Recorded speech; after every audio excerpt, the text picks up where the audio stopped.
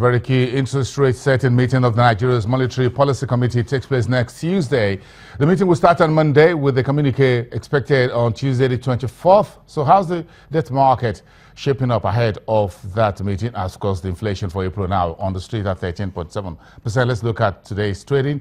We're being joined from Access Bank by the fixed income trader, Bukola Aregbesola. Good afternoon. Thanks for coming to us on the program. Good afternoon. Thank you very much. I'm sure you traders have received the inflation report. Give us your expectations for the market as we start another brand new week. What we saw opening the week was a hike in yields, and that was expected because the inflation figure was released right before markets opened. So on the Treasury bill side, what we saw was an increase in rates by about 50 basis points on the short end of the curve, and the long and medium tenured bills went up by about 30 basis points. And on the bond side, what we saw was also an increase in yields by about 35 basis points, even though a lot of people had claimed before now that they had priced in the inflation figure. What's the market scared about, Bukola? Is it inflation? Is it the likelihood that interest rate will go higher at the end of MPC meeting next week? I think the major thing is people are trading based on medium to long term expectations. So the thinking is generally that even if the MPC rate is increased to about 13.5% thereabouts, and markets, is already at those levels, particularly on the bond side. But then we're also looking at what would happen at the next bond auction. What would happen even to the next inflation figure that would be released, particularly because of the recent increase in fuel prices and a lot of other macroeconomic, indicators. Yeah, so Bukola, if we wrap this up, what's your short-term outlook for the market? Does it look like 15%? If you look at the last DMO, does it look like that is the new reality as far as yields are concerned between now and the next bond auction by the debt office?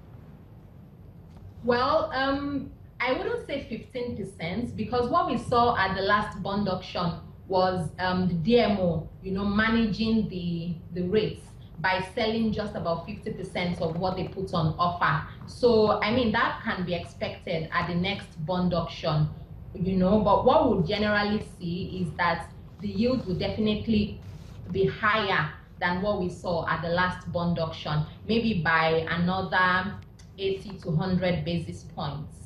Very interesting conversation. Thank you very much, Bukola Aregbesola, giving us your views from a trader's perspective, fixed income trader at one of Nigeria's largest lender, Access Bank, here in Lagos. Well, she talked about the new petrol price in Nigeria. That's one of the biggest story out of Africa's biggest economy. Nigeria's largest city, Lagos. People say they're struggling to pay their bills after the government raised fuel prices 67% amid the worst economic crisis in the country's decade. A fall in global oil prices has hammered state income, caused dollar shortages and halted infrastructure projects, with many firms laying off thousands of workers.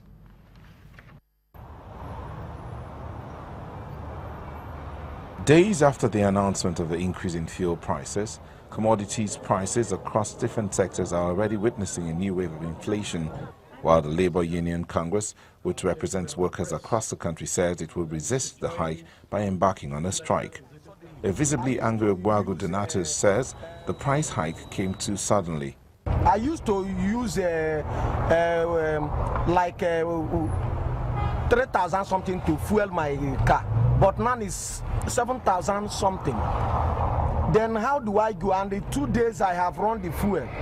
So I'm not really happy. The salary are not being increased, but everything at the market was increased. For commercial driver Sunday Oji, even with the hike, the queues are still unending.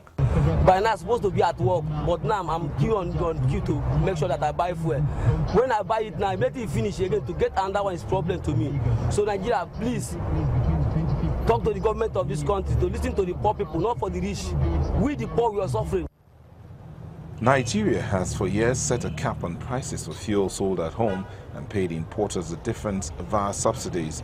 But in its 2016 budget, the cash-strapped government did not allocate any money for the subsidies. Nigeria tried to end fuel subsidies in 2012, doubling the price of gasoline overnight, but later reinstated some of the subsidy to end the wave of strikes called in protest.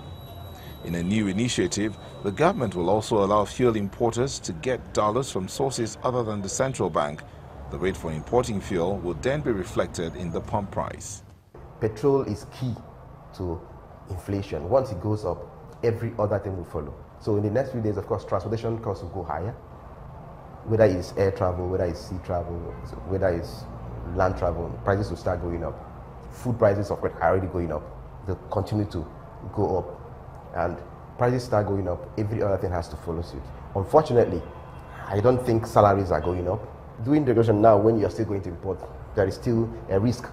The foreign exchange risk is still there, and it will actually affect the price of petrol. The central bank has imposed hard currency curbs and frozen the naira rate to the dollar, which has hit investment, as foreign firms expect Nigeria to devalue the currency anyway at some point due to a slump in oil revenues. As the Monetary Policy Committee prepares to meet next week, expectations are that the committee will set a new policy direction that will mitigate the sufferings of the people. We'll have a broader analysis of how the latest new petrol regime is impacting local prices of food and goods in the marketplace. That's tomorrow when you join us Tuesday for a brand new edition of Business Incorporated. I am Busin Mafaya. I'll see you again really soon. Do have a great day.